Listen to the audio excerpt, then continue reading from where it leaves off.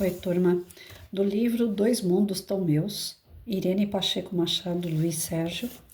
No texto, no capítulo 1, A Trajetória do Espírito, na quarta parte. Retornamos à aula e agora quem lá estava era a nossa querida irmã Corina.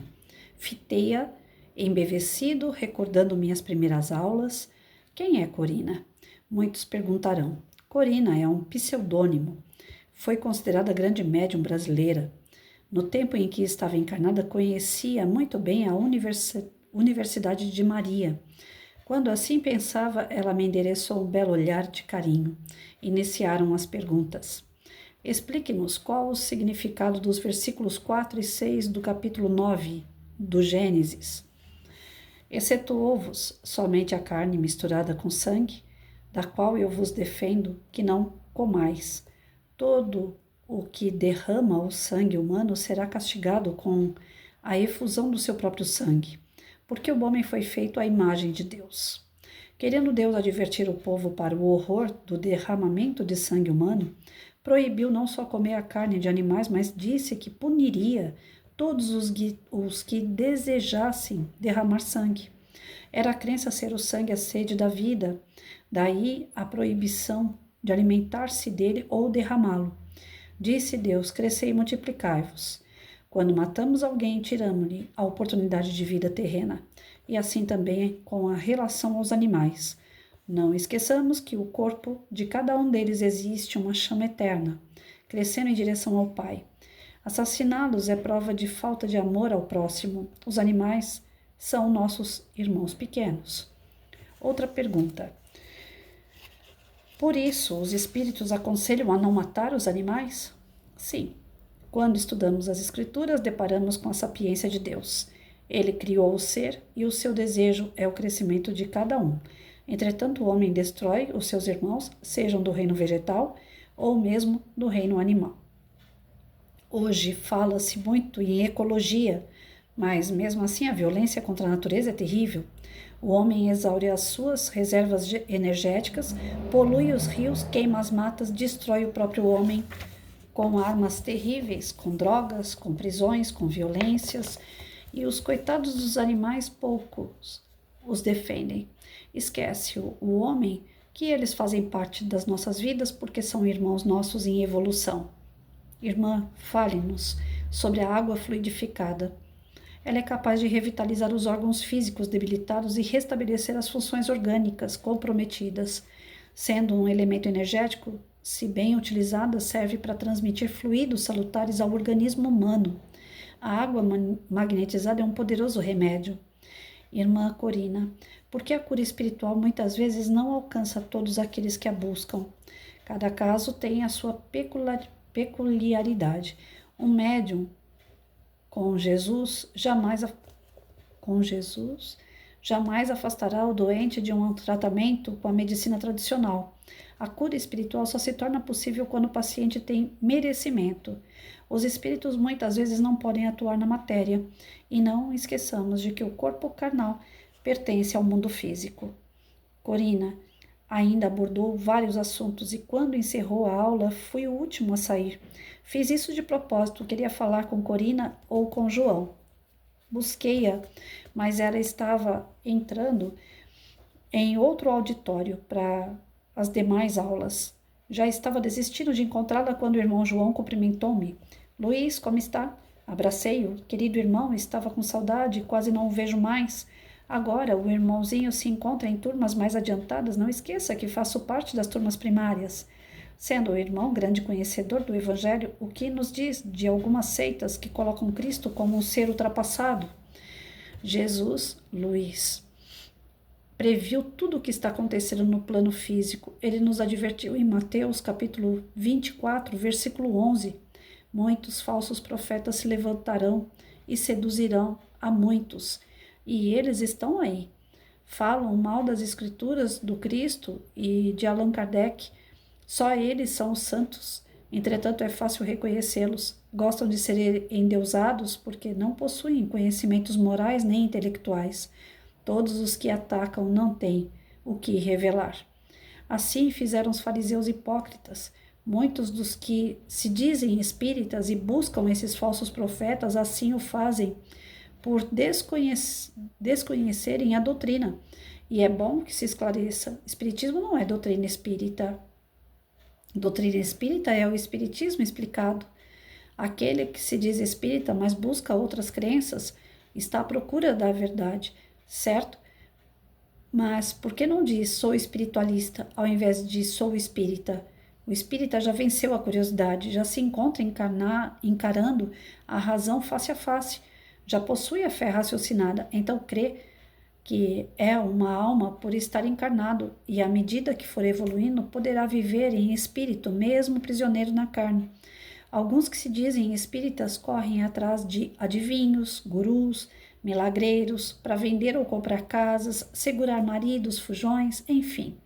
Misturam coisas espirituais com fatos materiais. Quem é espírita deve ter um comportamento espírita e não ficar preocupado com as coisas da matéria.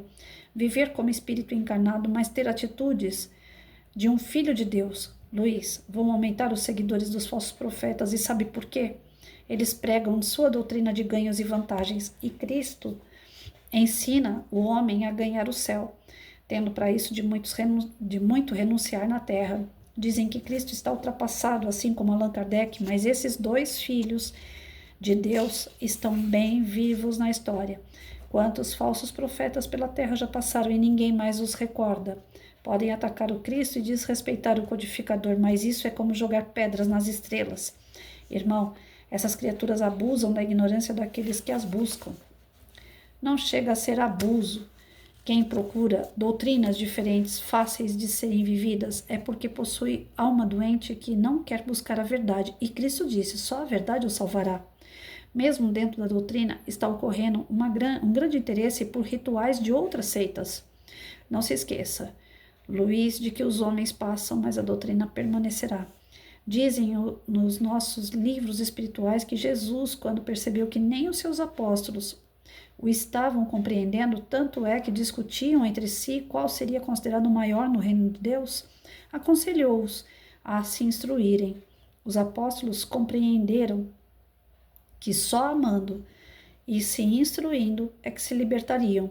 Disse mais: se alguém quiser ser o primeiro, será o derradeiro de todos e o servo de todos. E esses pregadores de novas doutrinas não possuem elevação suficiente para serem servos de todos, pois só querem ser os primeiros lugares. Diante da honraria vai-se embora a humildade. Para ocupar um elevado cargo diante dos homens, o alto escolhe o obreiro que tenha a elevação suficiente para não deixar levar pela vaidade. Um trabalhador do Senhor coopera com ele e jamais exalta a si mesmo, como fazem os que hoje enganam a muitos adeptos das seitas que criam. Esteja certo de que a obra divina, Sérgio, não se detém por causa dos ataques desses homens. Vai avante, com mais força. Por que Deus não dá uma base nesses falsos profetas? Não dá um basta nesses falsos profetas? O fato de uma pessoa não se conformar com as nossas ideias e opiniões não justifica proibir-lhe de opinar, e estes homens sempre atacam as ideias dos grandes filhos de Deus. O que precisam aqueles que se dizem espírita é fazer do seu local de trabalho um tabernáculo de verdades e fé. Uma casa bem alicerçada não será atingida por alguns dos seus frequentadores que não tiverem fé. Recordemos, Sérgio, a palavra de Jesus. Se tivermos fé como um grão de mostarda, diremos a este monte, passa daqui para colar, e há de passar. Mateus capítulo 17, versículo 20. Se a casa espírita aproveita todos os ensinamentos provenientes de Deus para o seu aprimoramento, crescerá rapidamente num desenvolvimento vigoroso. Ainda que pequena, a casa crescerá em poder divino igual a semente de mostarda. A casa crescerá em poder divino igual à semente de mostarda. E os obstáculos amontoados em seu caminho, conquanto pareçam intransponíveis, desaparecerão pela força da fé e de amor e da caridade. Nada é impossível quando trabalhamos para Deus. É obrigação dos ceareiros da doutrina ajudar os homens, e na casa que vive o Evangelho de Jesus, dificilmente os seus frequentadores correrão em busca de doutrinas novas. A doutrina espírita lhes basta pelas verdades nelas contidas. Mais uma pergunta, irmão João: e quanto aos que frequentam a casa espírita e vivem correndo atrás de falsos profetas? Deixe que corram. A verdade triunfará sempre. Um dia terão de retornar, nem que seja no corpo carnal. Irmão, nem que seja sem o corpo carnal. Irmão, na doutrina, o homem tem de renunciar e transformar as suas imperfeições em virtudes. Porém, em outras filosofias, o homem pouco tem de fazer. Alguns espíritos fazem por eles, ou, com força mental, tudo conseguem, até o emprego do seu colega. Ao se revelar com tão pouco caráter, o homem que busca os espíritos para fazer mal ao próximo, um dia, acreditamos, será tocado pela luz do Cristo e terá reavivadas as leis de Deus na sua consciência, e elas atuarão sobre ele, fazendo com que procure a verdade. Precisamos, Sérgio, crer uns nos outros e tudo fazer para ajudar quem precisa. Um abraço amigo, onde poderei encontrá-lo. Preciso tanto do irmão. Retribuindo meu abraço, acrescentou: busque-me sempre que quiser. Estarei nesse salão ou na sala 10. Até mais. Felicidades, irmão. Ao virar-me, esbarrei com Karina. Sérgio, estamos prosperando. Já recebemos ordem para descer ao mundo físico. Nem sei se quero mais. Acho que ficarei por aqui, só assistindo às aulas. Existe coisa mais linda do que esta universalidade? Não, essa universidade? Existem sim, a nossa consciência principalmente quando nos propomos a trabalhar para Jesus. Está bem, não precisa apelar. Rimos e lá fomos nós, juntar-nos aos outros. Então aqui nesse momento o Sérgio, ele coloca que ele teve um encontro com esse... Eu esqueço o nome, rápido, cadê?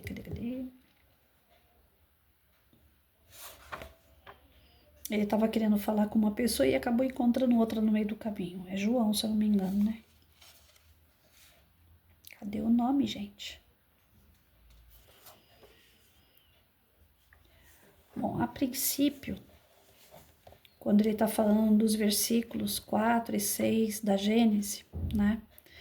Ele fala da questão dos animais, que a gente não pode estar matando os animais porque eles são os nossos irmãos, ainda que adormecidos na consciência, mas são nossos irmãos, então a gente não pode maltratar e nem matar, né? Ultimamente eu tenho ido muito para a zona rural, lugares assim onde tem sítio, chácara, mata, campo, e eu vejo os animais soltos, gente. É uma visão assim completamente diferente dessa visão que nós temos de ter um animal dentro de casa, um doméstico. É muito diferente aquela visão do churrasco de final de semana, sabe? Você que começa a ter uma consciência em relação ao animal, você não consegue mais enxergar ele como um alimento, mas você enxerga ele como um irmãozinho. Alguém que você pode se responsabilizar por ele, porque eles são tão carinhosos. Eu encontrei bois e vacas no meio do caminho, da rua que eu passava. Eu não lembro se foi em Salesópolis ou Nazaré Paulista, porque são paisagens bem parecidas, próximo de represa, onde tem os cultivadores, né, de peixes lá, que eles fazem aquelas armações grandes para pescaria. Eles falam que é cultivo, né? E aí eu vi esses animais na rua. Conforme eu passei, eu pedi pro rapaz, o Uber, né, deixar eu colocar a mão para fora do vidro para eu poder passar a mão na testa da vaca que tava lá, ou o boi, não sei, deitado no asfalto. E assim, ele só levanta a cabeça como se fosse um cachorro que a gente tem em casa, sabe? Do tipo assim, pode passar. Então, assim, as pessoas falam, não, mas eles são violentos, tal. Não tem nada de violência. Pelo contrário, eles são dóceis demais. O violento somos nós, que matamos para comer. Tá, Patrícia, mas se a gente não alimentar do boi, que é proteína, a gente vai se alimentar como? Existem outras formas, gente. Ou pelo menos, se não dá para ficar sem, que diminua. Porque muitos de nós, às vezes, compramos lá 1 quilo de carne e come 200 gramas. Aí vai tudo pro lixo. E é um bicho que tá ali. É um animal que foi morto à toa. Na questão da sobrevivência, é diferente. Mas hoje nós temos vários recursos. Inclusive, dentro da medicina, dentro dos quadros da biomedicina, existem várias fórmulas para repor essas proteínas que nós necessitamos no nosso organismo, que não são totalmente, como que eu falo? Não é escravo a palavra, dependente da proteína animal. Então, não estou aqui para poder ficar incentivando nenhum tipo de movimento, porque hoje tem também as modistas aí, né, que essas modinhas que vão aparecendo aí, eu sou vegano, eu vivo da luz do sol, tem umas coisas aí que são berrantes, nada disso que eu tô falando. O que eu tô falando aqui dá pra gente poder diminuir, pelo menos, essa atividade dessa caça ao animal, porque todos eles são filhos de Deus como nós, todos eles merecem ser felizes, ser desenvolvidos, né? Eu quando era pequena, eu tinha uma coisa comigo, e ainda hoje dói. Quando a gente sabe que o animal age por instinto, mas na convivência com os domésticos, né? Você vê que mesmo nesses instintos existe um amor, existe uma inteligência ali. Porque como que o animal sabe? Ele consegue ser adestrado, ele consegue entender aquilo que você fala. O meu, quando eu falo para ele, vamos lá fora, ele sabe que é para ir no quintal. Vamos beber água? Ele sabe que ele vai beber água. Se eu falar para ele, vamos fazer xixi, ele entende a palavra, vamos fazer xixi. Então, como que ele entende a palavra? Não é só uma questão de adestramento. Eu não sou adestradora. É uma questão de conversar com o meu animal. Então, ele tem ali aquele princípio inteligente. E aquele princípio inteligente está associado a um sentimento. E o sentimento de amor. Por isso que dizem que, né, o cão ele é um bicho super fiel. E por que não o boi? Em algumas regiões, o boi e a vaca, eles são animais tidos como sagrados. Ninguém pode colocar a mão, a não ser para adorar. Cada um na sua cultura. Não estou dizendo que a gente tem que adorar boi, mas pelo menos tratar bem. E não tratar como, né? Eu tive um namorado que fazia uma piadinha quando a gente andava na estrada, ele falava assim, olha lá, um pé de churrasco. Nossa, eu ficava doida com ele, porque eu falava assim, eu não consigo ver um animal como um alimento. Então eu sou de outro planeta, porque eu tenho dó. Para comer uma carne no meu prato, ela tem que estar muito disfarçada, tem que ser um bife à milanesa, um bife parmegiana, tem que estar bem disfarçado para eu não imaginar que ali tem um pedaço de um corpo, porque se eu pensar nisso, eu não como. Então ele coloca aqui dentro do evangelho, dentro da Gênese, foi colocado que esse derramamento de sangue, ele não é bem visto aos olhos de Deus. Então, vamos lá, vamos refletir um pouco mais sobre a nossa conduta, a nossa cultura em relação a isso, né? E aí ele fala que estava saindo, né, de um meio de discussão, de alguns temas, onde ele encontrou esse João. E aí com o João ele já teve um outro tipo de fala, né? Aqui ele fala sobre Mateus, o capítulo 24, no versículo 11, onde ele questiona essa separação dentro da doutrina espírita de pessoas que acreditam em Allan Kardec, pessoas que não acreditam, pessoas que acreditam em Jesus, pessoas que não acreditam, isso dentro da doutrina espírita. E vem bem a calhar com um outro livro que eu tenho estudado, né? Chico é Kardec.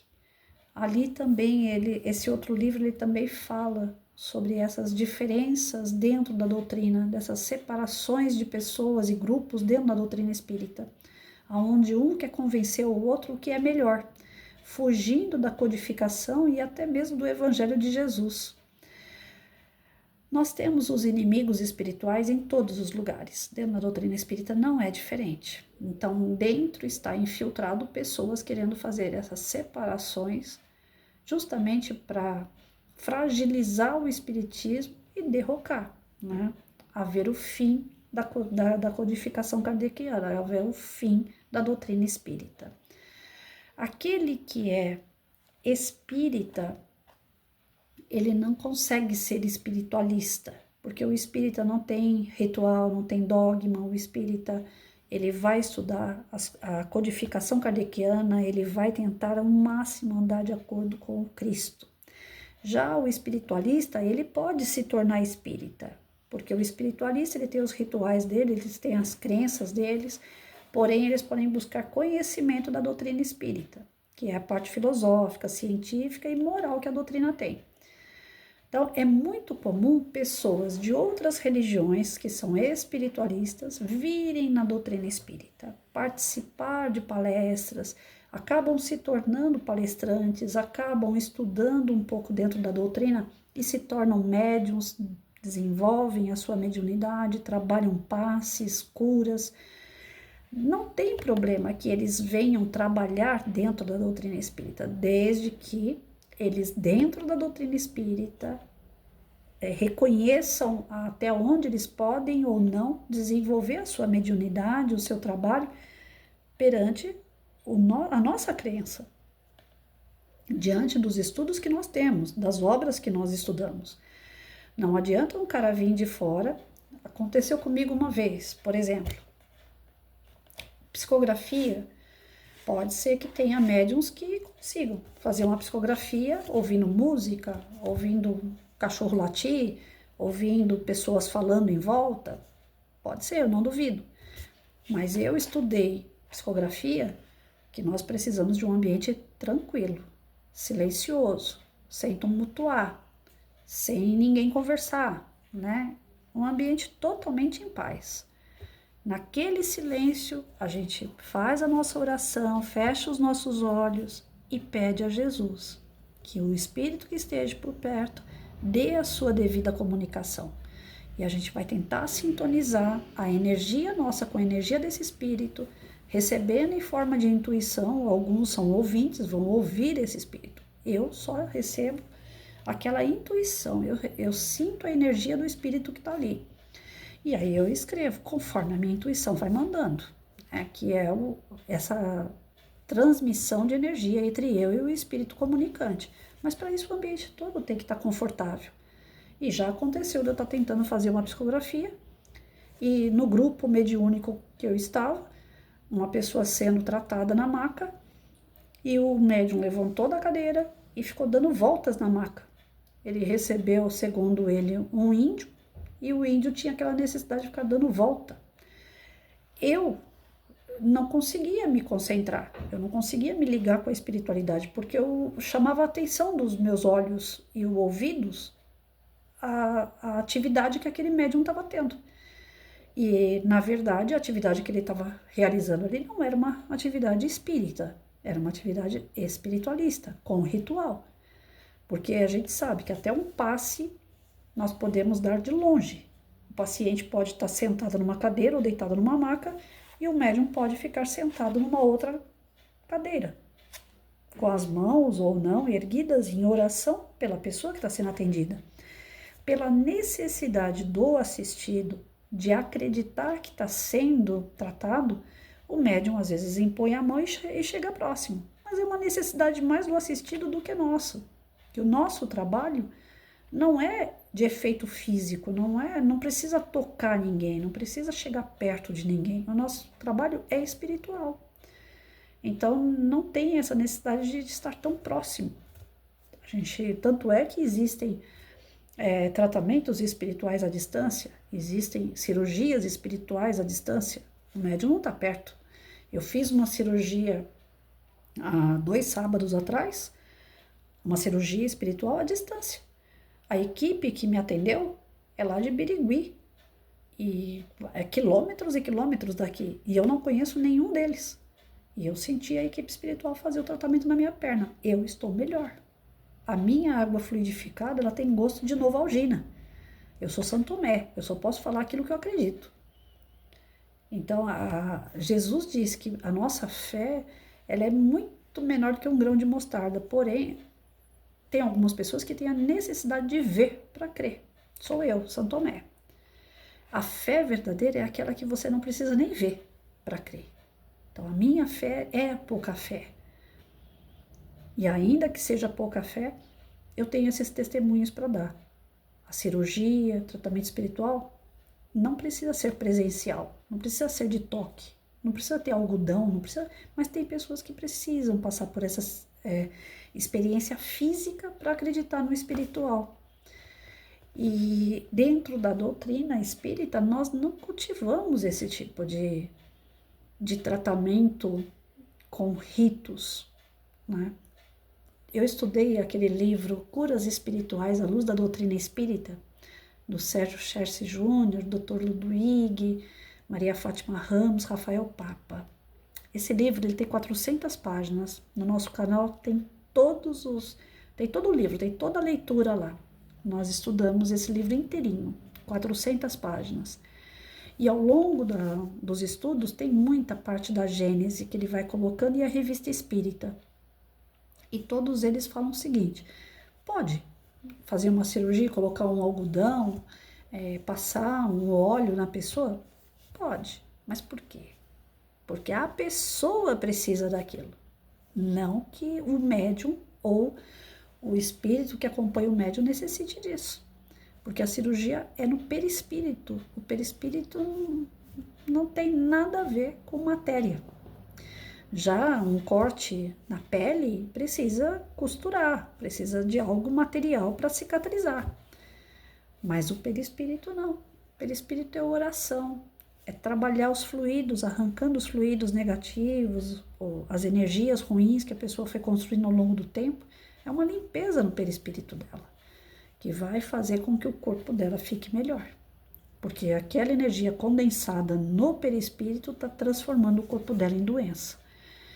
Então, isso daí a gente vai vendo através de estudos e vai confirmando que nós estamos no caminho certo ao seguir Kardec e Jesus. Não que nós somos melhores do que outras religiões ou religiosidades, mas nós temos a nossa conduta. E o que nós não podemos aceitar esses novos que estão chegando e falando assim: Allan Kardec está ultrapassado. Na época dele era outra época. A nossa hoje é diferente. Não é que as coisas não mudam, mudam. Tem algumas coisas que vão mudar. Mas a essência da doutrina espírita a gente não pode mexer, como a gente também não pode mexer nos ensinamentos do Cristo. Ou até duvidar da sua existência, como algumas religiosidades aí estão trazendo. Né? Eu acho que Cristo nem existiu. Ele é uma lenda que contaram. Imagina. Se a gente chegar nesse ponto, nós vamos destruir todo o conceito de moral que nós temos até hoje. E que é pouco, ainda é pouco. Passou mais de 2025 anos e nós não conseguimos construir uma moral. Nós estamos ainda desenvolvendo essa moral. Então, é um retrocesso, né? É buscar, assim, uma quebra diante de um trabalho que está sendo muito bem feito pela espiritualidade desde que o espiritismo surgiu como o consolador prometido. Nós temos que tomar muito cuidado com esses falsos profetas, que eles estão infiltrados em todos os lugares, inclusive dentro da doutrina espírita.